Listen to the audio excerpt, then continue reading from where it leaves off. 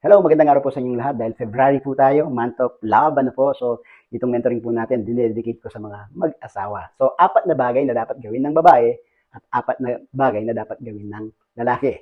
Mauna tayo sa babae. So, kukunin ko po yung istorya ni Queen Esther at ng kanyang asawang hari na si Xerxes. Ano ho?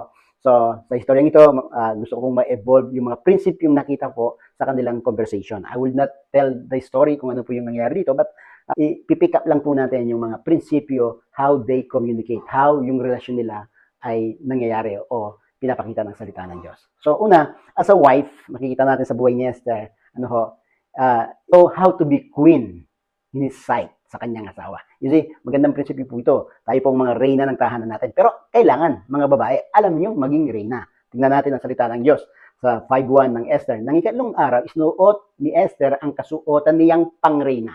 Kasuotang pangreyna. Tumayo siya sa bulwagan ng palasyo, nakaharap sa trono ng hari, nakaupo noon ang hari sa trono niya at nakaharap siya sa pintuan. You see, Queen Esther stand before the king as a gracious queen. Ang tanong, bakit siya nagsuot ng pangreyna? Kasi reyna siya. So ito po, spiritually speaking and practically speaking, kayo pong mga asawa ang reyna ng tahanan nyo. So magpaka-reyna po kayo. Present yourself always well sa harapan ng inyong mga asawa. Alam niyo po, ang mga lalaki, ay seeing po yan. They always appreciate beauty. Kaya po nung kayo niligawan yan, ang unang nakita po niyan, yung kagandahan po niyo, yung appeal po niyo. Yun ang unang na-appreciate lagi ng mga kalalakihan, generally speaking. Ano pa yung ibig sabihin din po nito? That Queen Esther is ready to function. Kaya nakasuot siya pangreyna. Bilang mga babae din po, lagi tayong handang maglingkod sa mga asawa po natin. Laging handa tayong mag-function bilang support sa ating mga asawa, upang matulungan po sila. You see, again, men are easily attracted when a woman ay mukhang reyna, imbes na mukhang basahan. Number 2 na makikita po natin is learn to catch his attention. You see, kung makikita po natin sa binasa natin kanina, sa later part ko po siya babasahin. At tumayo sa bulwagan ng palasyo, nakaharap sa trono ng hari. Sino tumayo? Ang reyna o si Esther. Nakaupo ng hari sa trono niya at nakaharap siya sa pintuan. So, anong ginawa ni Esther?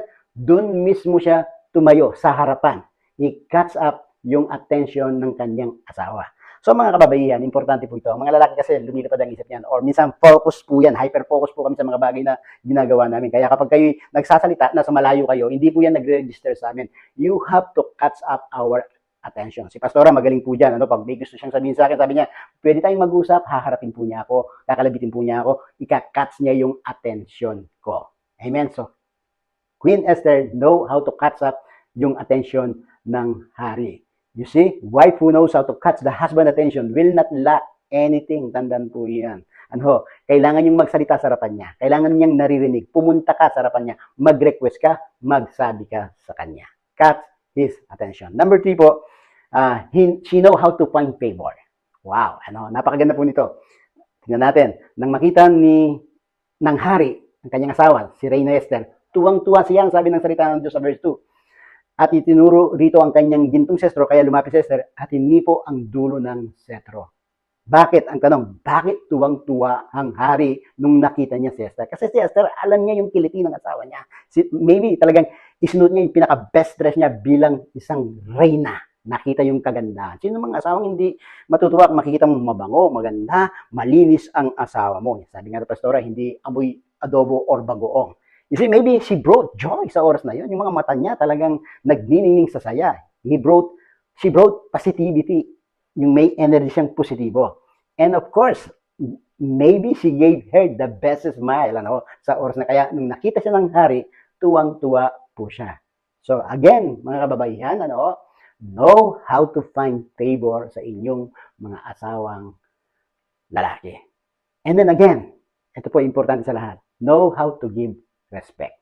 Be willing to acknowledge his authority. Kung makikita natin si Queen Esther, nang makita sa verse 2 pa rin, tuwang-tuwa ang hari, tinuro niya rito ang kanyang gintong setro, kaya lumapit si Esther at hinipo ang dulo ng setro, which symbolizes na nagpapasakop siya sa authority ng kanyang asawa. Mga asawang babae, huwag po tayong bully sa mga asawa po natin. Huwag natin silang ipapahiya sa maraming tao. Amen? Huwag natin pagmumukhang parang ang baba ng tingin natin sa kanila. Because people will perceive po yun. At sa lalaki po, disrespectful po yun. Lalong-lalo na kapag bunganga tayo ng bunganga.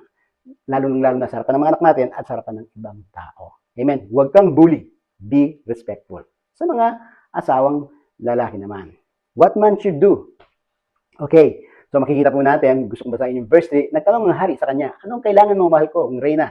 Sabihin mo at ibibigay ko sa iyo kahit ang kalahati ng kaharian ko. Sa 5:3 po yun ng Esther. So anong gagawin? Una, men should know how to stand to their authority. You see, nung lumapit ang reyna sa kanya, tinanong kaagad ng hari, ano yung kailangan mo? Yung po yung may tono ng otoridad that I can provide to you. I can help you. Yun ang sinasabi po ng hari sa oras na yon.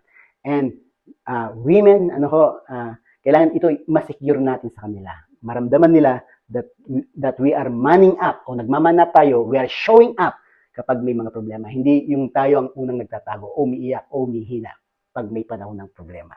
Dapat mga kalalakihan, know your authority and stand o mag-stand ka sa autoridad na yan. And then, number 2 na dapat gawin ng lalaki, men must know how to ask question. Di ba? Di ba? Paulit-ulit natin nababasa.